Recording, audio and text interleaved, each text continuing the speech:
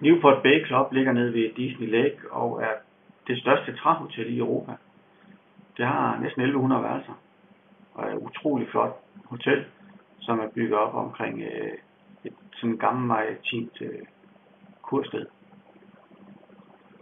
Man kan vælge noget, der hedder Admiral's Floor, det giver man lidt mere for. Hvis man vælger det, så får man nogle værelser, der skulle være lidt større og lidt pænere.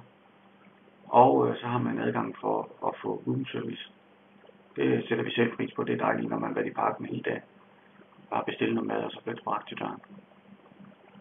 Som altid, hvad angår Disney hoteller, det uanset hvorfor hotel man bor på, så er standarden utrolig høj.